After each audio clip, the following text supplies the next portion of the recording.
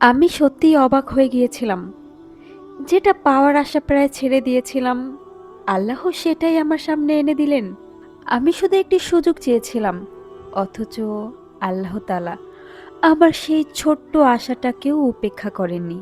আলহামদুলিল্লাহ। نور على نور والفرح مليت حضور مبارك يا أجمل قلبين في درب حب وسرور। আসসালামু আলাইকুম ওয়া রাহমাতুল্লাহ। আমার নামটা গোপন রাখবেন। আমি চাই আমার এই ছোট্ট ঘটনাটা অন্যদের জন্য শেয়ার করা হোক। হয়তো আমার এই গল্পটা কারো ভেঙে যাওয়া মনকে আবার আল্লাহর দরজায় ফিরিয়ে দেবে। আমি নিয়মিত নামাজ পড়ি না, তবে এতটুকু জানতাম কোনো প্রয়োজন বা ইচ্ছে পূরণের আশায় আল্লাহর কাছে বিশেষভাবে দোয়া করতে চাইলে সালাতুল হাজত আদায় করা যায়। তাই আমার ভর্তি পরীক্ষার আগের রাতে আমি আল্লাহর দরজায় হাজির হলাম। আমার হাতে তখন সময় ছিল মাত্র 5 দিন। আমার স্বপ্ন ছিল ত্রিপলিতে পড়ার, কিন্তু প্রস্তুতি তেমন ভালো ছিল না। পরীক্ষার ঠিক আগের দিন মনে হচ্ছিল ত্রিপলি হয়তো আমার জন্য সম্ভব হবে না। অন্তত মাইক্রোবায়োলজি যেন পাই, ত্রিপলি না পেলেও যেন কোনোভাবে একটা ভালো সাবজেক্ট আসে। পরীক্ষার আগের রাতে আমি সালাতুল হাজত আদায় করে আল্লাহর কাছে কান্নাকাটি করে দোয়া করলাম, হে আল্লাহ, প্রশ্নগুলো যেন আমার কমন পড়ে, আমি যেন পরীক্ষাটা ভালোভাবে দিতে পারি।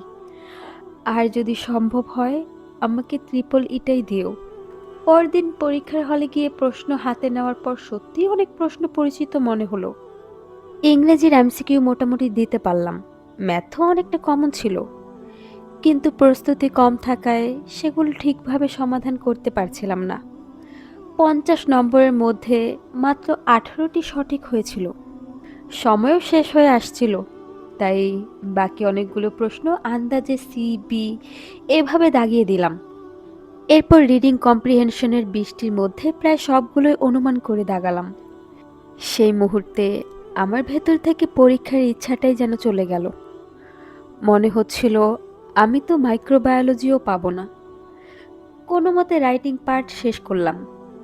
মনে হচ্ছিল হয়তো আমার শেষ পছন্দের সাবজেক্টটাও পাবো না। তখন আমার একটাই ভয় ছিল, চান্সটাই যদি না পাই। আমি আল্লাহর কাছে বলতে লাগলাম, আল্লাহ, আমার সম্মানটা রক্ষা করুন, দয়া করে আমাকে ভিক্ষা দিন, আমাকে অন্তত একটা চান্স দিন। মজার ব্যাপার হলো, মুখে আমি শুধু একটা চান্স চেয়েছিলাম, ট্রিপল ই বা মাইক্রোবায়োলজি পাওয়ার আশাও তখন প্রায় ছেড়ে দিয়েছিলাম। কিন্তু অন্তরের এক কোণে তখন একটা ছোট্ট আশা ছিল, যদি ট্রিপল ইটাই পেয়ে যেতাম। রেজাল্ট প্রকাশের আগেও আমি আল্লাহর কাছে একই কথা বলেছিলাম, ইয়া আল্লাহ, আমাকে ভিক্ষা দিন, আমার সম্মানটা রক্ষা করুন, আমাকে ফিরিয়ে দেবেন না। অবশেষে রেজাল্ট চেক করলাম, আমি শুধু চান্স পাইনি, মাইক্রোবায়োলজিও পেয়েছি। আর তারপর যে বিষয়টি দেখলাম সেটার জন্য আমি এক মুহূর্তের জন্য প্রস্তুত ছিলাম না। ট্রিপল ইও এসেছে। আমি সত্যিই অবাক হয়ে গিয়েছিলাম। যেটা পাওয়ার আশা প্রায় ছেড়ে দিয়েছিলাম, আমি আল্লাহ সত্যিই সেটাই অবাক আমার হয়ে সামনে এনে গিয়েছিলাম। দিলেন। যেটা আমি পাওয়ার শুধু আশা একটি প্রায় সুযোগ ছেড়ে দিয়েছিলাম, চেয়েছিলাম। অথচ আল্লাহ তাআলা আমার সেই ছোট্ট আশাটাকে উপেক্ষা করেননি। আলহামদুলিল্লাহ। সেদিন মনে হলো, মানুষ যখন নিজের সামর্থ্যের হিসাব করে আশা ছেড়ে দেয়, তখন আল্লাহর কুদরতের দরজা খোলা থাকে। আমরা অনেক সময় ভাবি এটা কিভাবে সম্ভব, কিন্তু আল্লাহর জন্য অসম্ভব বলে কিছু নেই। আমার এই ঘটনাটিকে আমি নিজের কোনো বিশেষ আমলের ফল হিসেবে দাবি করছি না, বরং এইটুকু বলতে চাই, আল্লাহর কাছে চাইতে কখনো লজ্জা পাবেন না। আর নিজের দুর্বলতার কারণে আল্লাহর রহমত থেকে নিরাশ হবেন না। মাশাল্লাহ, মহান রাব্বুল আলামিন আমাদের এই প্রিয় বোনটির নসিবে আরও বরকত দান করুন, আমিন।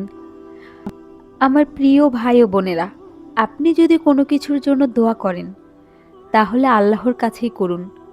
নিজের প্রয়োজন, ভয়, স্বপ্ন সব কিছু তার সামনে খুলে বলুন। তবে দোয়ার পাশাপাশি নিজের সাধ্য অনুযায়ী চেষ্টা, পরিশ্রম ও ইবাদত চালিয়ে যান। শুধু ফলাফল নয়, আল্লাহর সঙ্গে সম্পর্কটাকেও গুরুত্ব দিন। আর সবচেয়ে গুরুত্বপূর্ণ কথা, আপনার দোয়া সঙ্গে সঙ্গে আপনার চাওয়া অনুযায়ী পূরণ না হলেও ভাববেন না যে আল্লাহ আপনার দোয়া শুনছেন না। আল্লাহ কখনো দেরি করেন, কিন্তু তার হিকমত ছাড়া কিছুই হয় না।